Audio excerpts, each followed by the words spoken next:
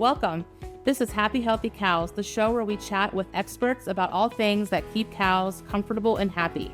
We'll talk freestyle bedding, manure management, barn design, and ventilation, and all the details that make a big difference. After all, comfortable cows are the foundation of a healthy herd and successful dairy production. When cows are happy, dairy farms run better. I am your host, Renee Schrift with McLanahan Corporation, and joining me today is Dr. David Reid from Rocky Ridge Dairy Consulting, based out of Wisconsin. Thank you for joining us. Thank you for having me.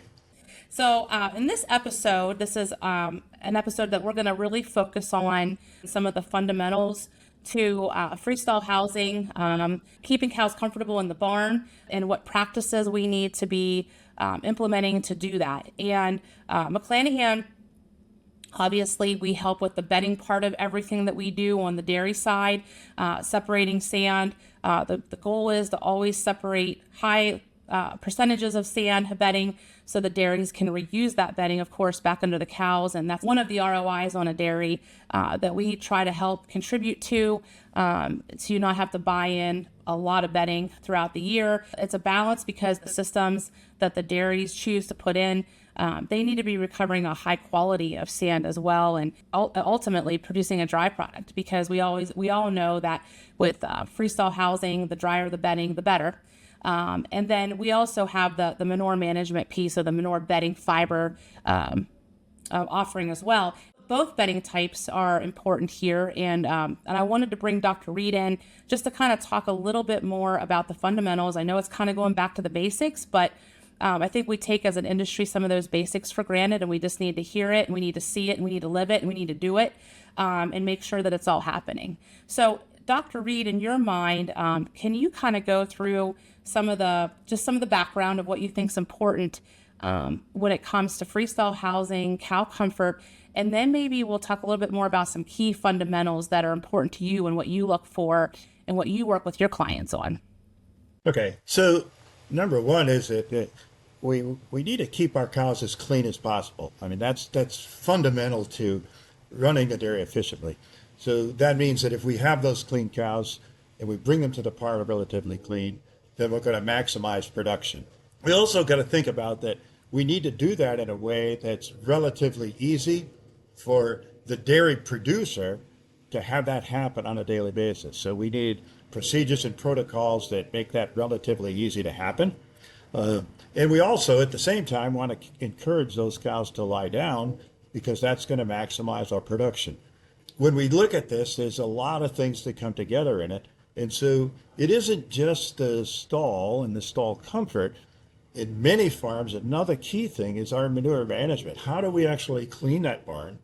What's the trafficking of the animals from their freestall barn to the parlor and then back to the freestall barn? And can we do that in a way that says we're going to keep cows as clean as practically possible in all of those areas? So those are the key things to me, that I want to see cows that can routinely get up and down easily in the stalls, go to feed, go to water, go to social interaction with their friends, but not have very many cows that you have to physically get up when you're getting ready to bring those cows to the parlor. And in a lot of dairies, the cows are not real comfortable, and we find that the cow movers that are bringing cows to the parlor have to get cows up. That's telling you they're not very comfortable. So those are the things that when I'm on a dairy, I'm going to be looking at those things and say, okay, are these things really good, or do we need to change some of the protocols or the procedures in order to make it better for the cows and then better for the dairy, more profit? So in summary, basically clean cows, how do we keep them clean, as clean as we can? I mean, they're not choosing their environment. We're helping to control the environment as owners, dairy producers, managers, employees at those facilities. So just taking a look at that, I mean, we know these facilities are seeing, record overcrowding numbers. Tell us a little bit more about some of the things you see and what you would suggest implementing or that you have implemented on some of these facilities here recently. Okay, so when we see overcrowding situations, particularly in sand barns, And they tell me that, we've added sand every fourth day for a long time. Well, as your overcrowding increases, you're pulling more sand out of the stalls. So you're going to have to go and reevaluate that protocol and say, okay, do we need to bed at 3 days now? Or is that part of the problem? And oftentimes when you look at the stalls, you'll find that there's not adequate sand in them, especially in the back. So it makes it more uncomfortable.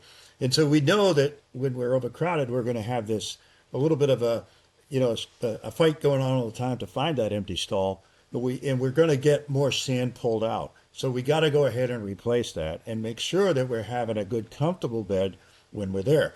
And again, if those are 3X dairies, then it works better because they get an opportunity to go to the parlor, come back and find a place to lay.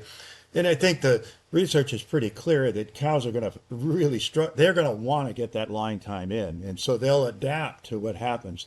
I'm thinking of a really large dairy, and I had been on it several times, and I was sitting there talking to one of the big managers, and I said, so what do the cows do when they come back from the parlor? And he looked at me kind of funny, like, I don't know. And I'm like, maybe you should go look.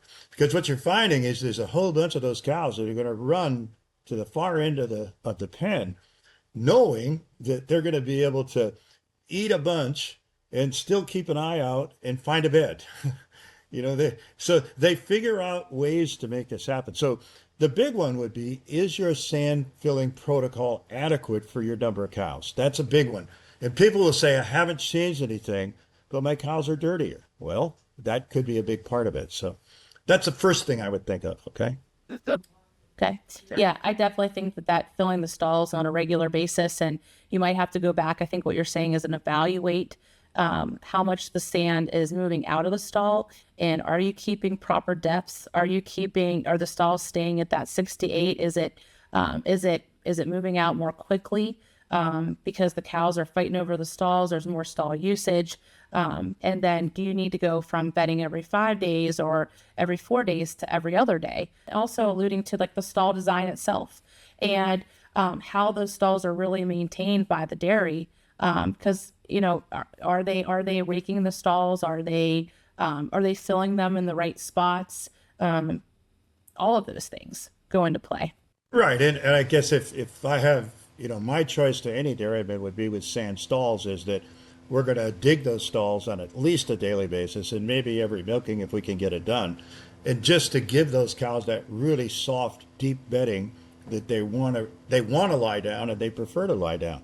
Because as I tell dairymen, if you put sand in every fourth day, when you put the sand in, go watch your cows. They're going to lay down faster when that new sand is in than they do at other times coming back later after that sand's been put in. So why not make it that way every milking? And at least once a day, dig those stalls. So it does two things. It allows that sand to dry some, and it keeps it soft enough so the organic material is going to migrate through the sand, and your black line is going to be below where those cows' feet are actually touching, in particular the rear feet, because that's where we have the problem with our udder contamination, with all of those things you don't want to see that are growing down in there deep. You don't want on cows' teats and udders coming to the parlors. Yep. And you mentioned something earlier, or last week when we were talking about this topic, and you were talking a little bit about the stall management itself and where that sand is placed, and just kind of keeping, the brisket board where, kind of like when you fill the stall and you have that brisket board line. Some people they have their brisket boards buried pretty deep, but then they put that bedding on top and try to create that separation from, especially on head to heads. So, can you speak to that at all as far as like the stall design and just overcrowding and what happens there? Sure, because if you get too much sand in the front of the stall, in particular on some of the stalls that have some bracing that supports the stall dividers themselves, then there might not be enough head bob space for them to go straight forward, which is going to be a problem. So they're going to try to stay at an angle to try to get more space. And when they stay at the angle, then there's going to be more manure deposited, typically under the dividers of the free stalls or close to the divider. And that's where we're going to contaminate the back of that stall, and it tends to move into the other areas as well as cows come and go. So getting those cows to lay straight and really trying to have no obstructions in the head bob space. So at least 34 to 36 inches of open space at the bottom of the stall so they can lunge head into the next stall, head to head. And then in your outside stalls, do they have is the stall length long enough to give the head bob space? Or if not, can you open up the front of the building or do something to get more head space for those cows too? So the easier it is to get up and down, the more they're going to get up and down during those lying periods and go back and eat or drink and come back and find another bed. So, And as far as like that brisket board and putting the sand in the front of the stall, like a lot of people do, they run their stall fillers down through there or their side shooters, and they're putting the sand in, but they tend to put it more in the brisket board area. And then with cows kind of work that back, and then you have that fresh sand layer on top, and then you can go in every day and you can be tilling these stalls and just working them so that way they're soft and dry, and we have the driest material on top, right? But that brisket board area and having cows lie straight, that's going to happen whether we're overcrowding or not. That's just more of a management practice thing that you really need to understand if it's happening. And a lot of times I think we don't even look at that, especially if we walk through a 6-row and we got those stalls on the outside. We're not even looking there to see if that's a problem. exactly. And I think that's this idea of looking at your barn. And, it's like, it's when you're looking, but actually, what are you seeing? What do you see? And that's what we should be focusing on is, okay, what simple things can we do to make it easier for cows to use these stalls? And I think that's, when you see the backs where the rear of the udder and the hocks and that are not, they're up against the curb, even if you have a slope top curb, then you're going to have some issues. Cows are going to go, this is not real comfortable. I'm not going to lay down as much. And so we want to make sure that we have that sand adequately filled. And, there's a huge controversy. People go, well, pull the brisket boards out because, they hinder cows. Well, that may be fine if you've got 40 cows somewhere. But if you got 4,000 cows, you need to have a brisket locator properly located. And it doesn't need to be out of the bedding very much. But that's going to keep those cows so that they're not depositing more manure and urine into the beds. And so we need to be thinking about that. And I got some great pictures where I challenge people to put the brisket locator back in the right manner, in the right position.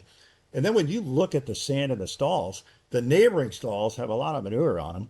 Those with the brisket have none. And you can tell the cows are using them. And I think, when the other thing that gets in them, in the minds of dairymen is that, well, if I dig these stalls every day, I'm going to use more bedding. And that's wrong. Because what happens is when your bedding gets hard and cows are scraping to get up, when they go to stand up and those legs are moving, you're actually pulling more sand out than if you have a really deep sand where that cow's feet sink in. They don't pull near as much sand out of the stalls. And you say, well, Reid, I don't know if I believe that. Well, you need to go look at a lot of barns because I've spent a lot of time looking at stalls.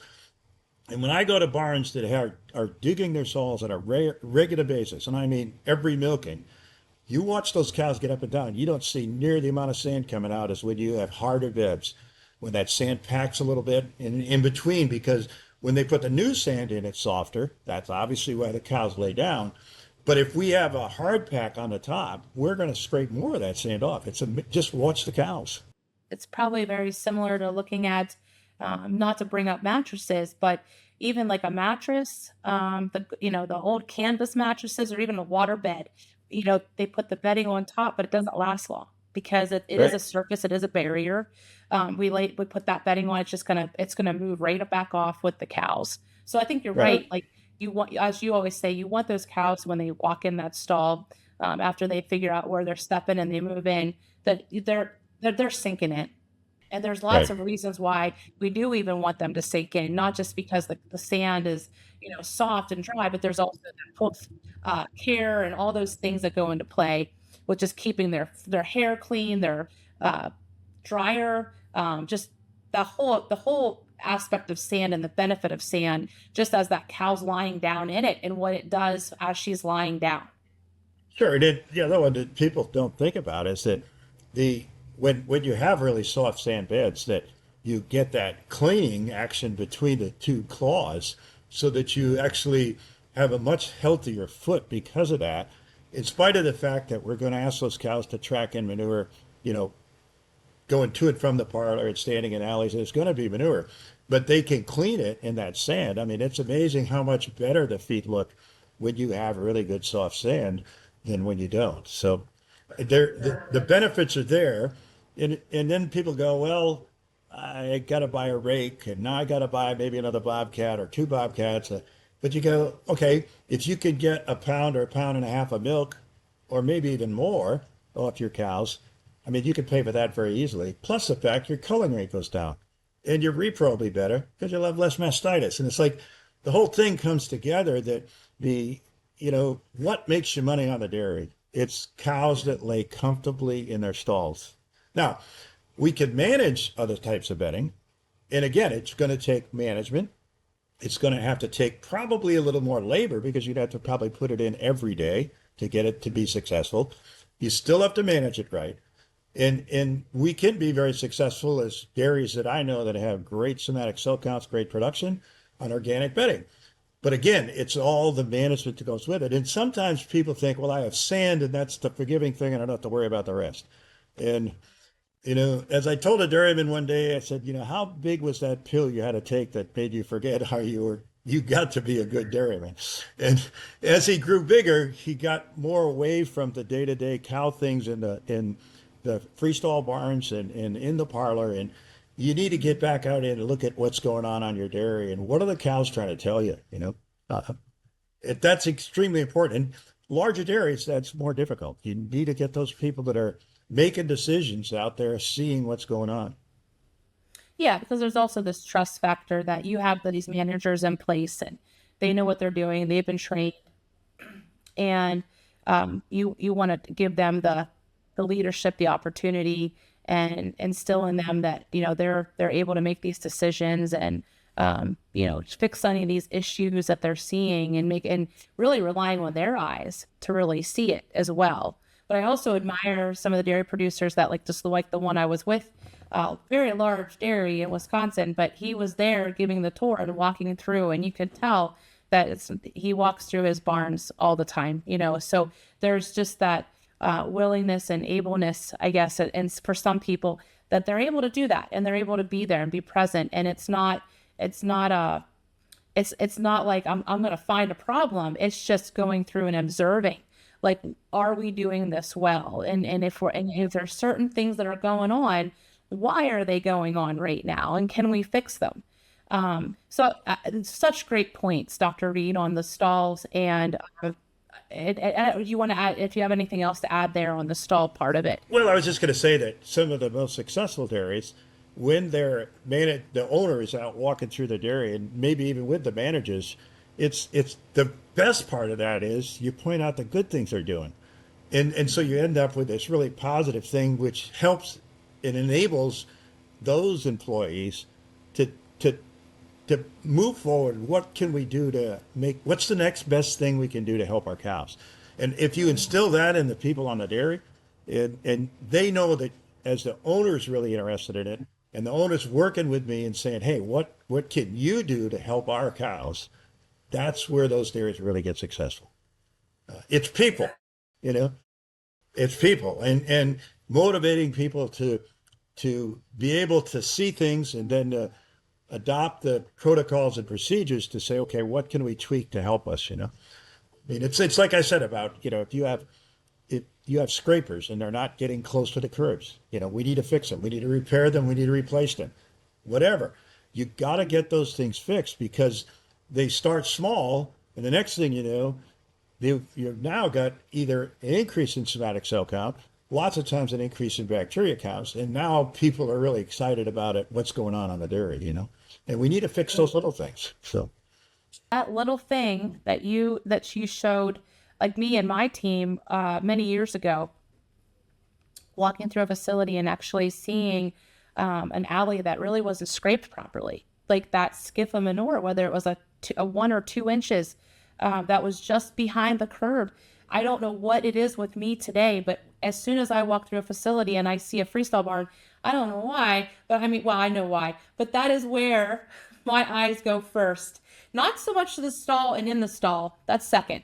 But I have just been so trained to going through a barn and just looking, and 9 chances out of 10, If that alley is taken care of and that curb is taken care of, then the stalls look better. It's just inherent that it's a ripple effect, that if this is going well on this farm and these curbs are clean, whether they're flushing them, whether they're scraping them, whatever, alley scrapers, vac trucks, whatever it is, but if they're clean, then 9 chances out of 10, like, there's a lot of good things going on in the stall. Oh, absolutely. And I think, when we can get our mind on how the cow gets into the stall, I mean, their front feet go up, they look around, my friend's getting ready to lay down, they're walking up, and their back feet are almost always right against the curb when they step up and then fold their legs and lay down. And if there's a really contaminated sewer right there, and it can only be a couple inches, and that's enough, you're putting a tremendous bacterial load on the udder and the teats in many cases. That's where the foot's laying, right on the base of the udder. So it is extremely important. So. And that depth, like you said, that depth of stall right there, and keeping up with it and making sure that sand is basically, I guess, level with the back of that curb. You got the depth and the softness so that when she does enter, and if she does have manure on her hoof, well, she's going to have some, like, where does that end up? So it's not ending up on a hard surface and then it's just sitting there, waiting for the udder to lay on top of it. So we need to make sure that all those things and all those practices are, looked at, and maybe just take a little bit more time, put a little bit more attention to those aspects of the dairy, especially if you are a dairy that whether you're overcrowding or not. I mean, there's a lot of dairies that are not, but those kind of things can happen no matter what. Well, and I think the other thing is that even in a very well managed, from a point of view of sand fill and alleyway management and all of that, we still have to realize that as you get closer to the end of the pen that's closest to the alleyway leading to the parlor, there's going to be more manure. So how fast are you pushing those cows? And if you think about dairy stockmanship, the average normal walking speed for a person is like 4 miles an hour. A cow, it's 2. So if you're pushing those cows for it's comfortable for you as a person, they're going too fast and they're not picking up their feet and they're splashing. So when I look at cows in the parlor, I'm looking and saying, okay, is the manure splash that I see on the cows, is it wet and new, or is it old and dry? Because if they're getting it on the way to the parlor, oftentimes it's right there. It's because they're being pushed too fast through those areas where you're going to have deeper manure. On the other hand, it could be that your return lanes and or some of the alleys at the back of your parlor where the cows are exiting. And think about it, many parlors are going to hold cows there for a period of time as they try to make sure that they're still filling the holding pen, okay, for the next group. And if those areas have a lot of contamination, and then they speed up those cows to get caught back up, now we put a lot of splash on those cows on the way back to the pen. And then it appears to be more dry in the parlor. So we need to look at the cows and say, where are they getting it? And then, okay, what do we got to do to help this? And this is not a crowding thing. It's just a matter of the management of the dairy. And it's like you said, if you go to some of these really large dairies, the thing that baffles me is they never run out of cows. I mean, the people out back how they get that done. That, the crowd gate is, I mean, there's never a time where there's no cows ready to step under that rotary or into that big parlor. And those people out there, I mean, how they get that done is pretty amazing.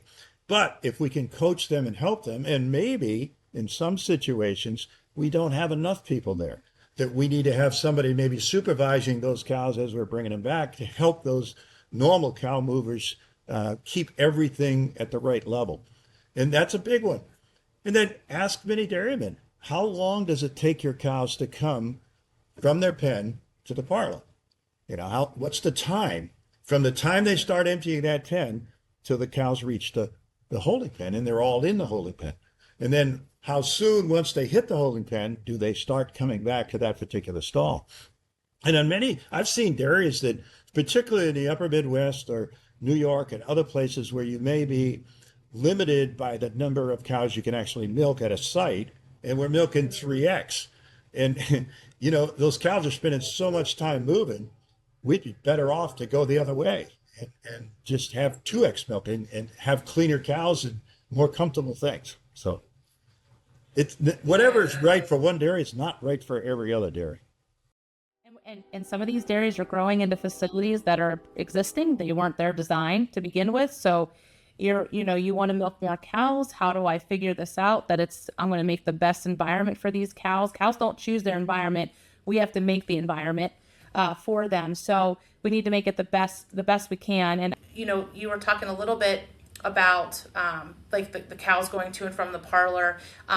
What are some like clever things that you've seen here as of late, or that you've helped implement for dairy producers to try to eliminate that wet splash coming into the parlor, or the splash going back from the parlor in some of these cases where we have a lot of cows in pens? If you could get back in at the design phase, then you would say we're going to widen out those main street alleyways. So we know that when cows turn a corner quickly, we typically see they speed up. And so if they speed up, in particular when they're coming out of the pen, that's where you're going to have the most manure anyway in the alleys. So if you could have a wider alleyway that they're walking into, they tend to go straight further before they speed up. And so you end up with cleaner cows.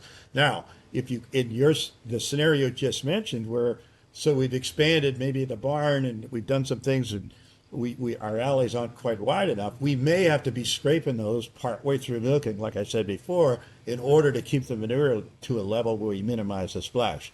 In particular, if they're getting a lot of wet splash when they first see them in the parlor. So we need to look at how can we manage it, and how can our people out back get it done. And if I look at some of these bigger dairies, you're going to see a lot of little walkie-talkies and things, so that they're communicating with the cow movers and the feeders and the guys that are running the scrapers if they're scraping, the delivery guys for the bedding. They're all talking to one another, so they're coordinating this thing so that they get it accomplished while the cows are out of the pen. And fine-tuning those things and looking at it and say, okay, what can we do to keep our cows cleaner? That's what we need to be looking at on these dairies, because it's fundamental to the productivity and the profitability of the dairy. Clean cows make you more money, no doubt about it. No doubt. Yep. So I think a lot of the points that we talked about today, keeping the stalls full. I love the points about the hard pan that can start forming in the stalls, and putting newsstand on top, and just re-emphasizing the tilling the stalls every day or every milking. And if you're going to do it often, do it all the time. Don't just do it once a week, because that's not good either. We've seen lots of issues and lots of train wrecks with that.